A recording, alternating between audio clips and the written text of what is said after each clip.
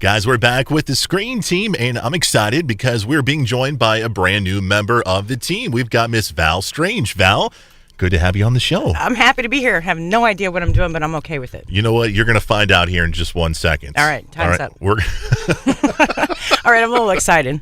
We're getting ready to do a movie review with Val, and Val, you are a lover of movies, correct? Oh, I love movies. I'm the kind of person that can watch them over and over. If they're a really good movie, I could watch them over and over. I know people that are like, I don't know how you do that. It's like, I liked it. Yeah. You know, something about it touched me or something. So, or made me laugh. So, love movies. What do you like? How long is your show? No pressure here. Well, I mean, I really like all different types of movies. My favorite would have to be the suspense. If it can get me, if it can grab me and keep me till just like, I love any kind of movie that's like, wow, I totally didn't see that coming. Right. But then there's some like the one we're going to talk about that I actually had never seen it, and it is freaking hilarious. I mean, it cracked me up from the time it started all the way to the end. So you're okay with comedies then? Yes. All right. Yeah. Oh, I like to have fun. So this movie we're going to be doing is a movie, if you're into comedies, you probably know about already. It's called Superbad. It was a movie that came out a few years back, and it's a movie about a bunch of young high school students who are trying to make it as a man, I guess, is a way of saying that. So they got invited to this party where they have to score some alcohol, and and they run into a bunch of different obstacles in the way of them getting this alcohol. Yeah, the police included, and reality, that would never happen. If it did, I certainly want to live in that precinct area.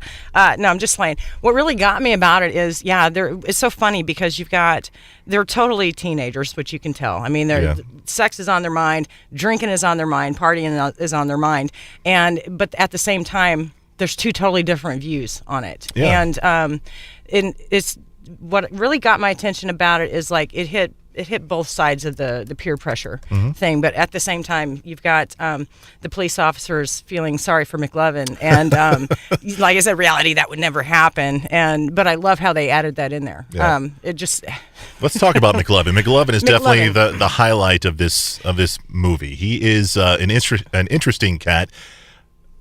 When you were in high school, did you know someone like a McLovin?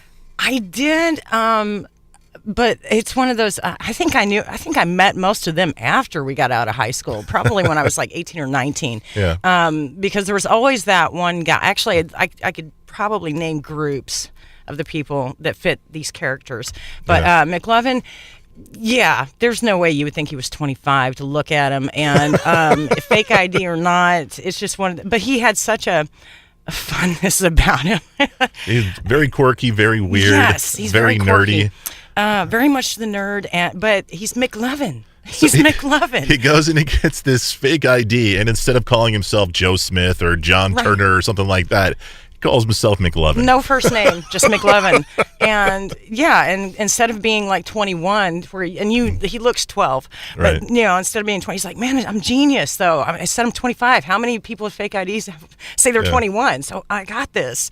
So he just totally cracked me up. And then the more he kind of lets loose with the police officers, and the police officers are not your normal police officers. There's no way. Don't get any ideas because they never do this in real life. Right. But they kind of take him with them and they party with him, and they totally get close to him, and their reasoning behind it is because they see themselves in him. And I'm thinking it's one of those, they probably thought if they kept him close too, they wouldn't be going crazy with like 2 bags of booze. It was so funny, but their responses to everything was funny because that is just so not reality.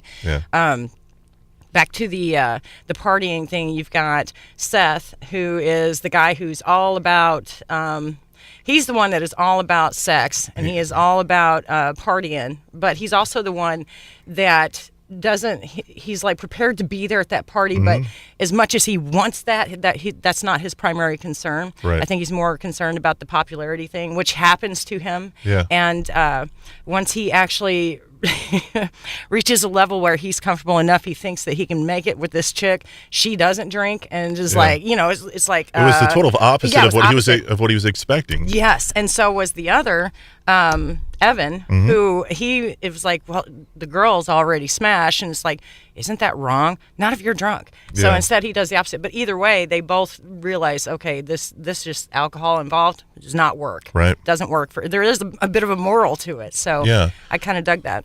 This movie was written by Seth Rogen. He's hilarious, and his friend Evan Goldberg, and it's partially based on some of their experiences. That's why the lead characters were named Seth and Evan. Got it. And there is a real McLovin, by the way. Is there really? Yeah. They show him I want to meet this guy. They show him in the deleted scenes, but it's a very, very funny movie, and I think it still stands after the many years that this movie's been out. I still crack up, and this was your first viewing of it, right? Yes, first, and then I watched it 2 more times after that. I couldn't help it. It was just one of those, I totally didn't know what to expect. So coming out the gate, it was like, oh my, did that really just come out of his mouth? Yeah. But I had to watch it again and a second time just because it made me laugh. It's one of those, doesn't matter how many times you watch it, it's going to make you laugh. And I think that's exactly what it was designed to do, because some things are just so over the top. Right. Us in our cynical adult minds are going, whatever, let's get back to reality. Do you have any favorite scenes from the film? Well, I did like how that Seth kept getting hit by cars. Something about that cracked me up. But I want to say it was probably the scene where that they, because again, not reality, where that they totally trashed out the police car just to get rid of it. Get rid of the evidence? Yeah, get rid of the evidence. I'm seeing the movie crash for some reason while I'm watching it. However, he didn't do donuts in the parking lot first. Yeah. It's just, but I just thought that was one of those, because that's where McLovin gets to actually shoot the gun. He actually gets to shoot that gun. Chicka chicka what? Yeah. One of my favorite scenes is when Evan, he's kind of pinned. They're at this party, a party they shouldn't be at, and if they get found out, they're going to get beat up, basically. So Evan somehow gets stuck in a room with all these big bad college dudes or whatever. Man, you look like Jimmy's brother who sings. Yeah, you sing, right? Yeah, sing something for us. No, I'm okay. No, dude, you're going to sing for us. And he sings the Guess Who, These Eyes. I know, right? Love it. He done a great job, too. I like that part, too. Yeah. I also like using the laundry detergent containers to carry the beer in. That was funny. Can you imagine drinking that beer? You got to do what you got to do to survive. I know. But he did. He's actually pouring it when he finally gets, I am Seth. Let's drink to me again. So he's pouring this bluish colored beer, and they're drunk enough, they're drinking it. I don't think I ever at that age was that, well, I don't think I was ever that drunk, but I don't think I would have been drunk enough to drink bluish colored beer that had bubbles. Right. There's a difference between the foam and bubbles. So it's funny though. Let me ask you, you've seen this movie 2 or 3 times already. Is this a movie that you think you can revisit a couple years from now? I could watch it again next month. It's funny. It is just a funny movie. Cool. You gotta let go. You gotta kind of suspend reality a little bit, but at the same time, you gotta have a sense of humor to really appreciate it too. Because if you don't, you're not gonna get it. Yeah. You're just gonna be like, oh, they're just so crude. Yeah. I'm not that prudish. Just saying. The movie is called Superbad, and it's definitely a strong movie. Val, thank you so much for being on the show. We appreciate you. Hey, thanks for having me on. We got more reviews coming your way next here on the Screen Team.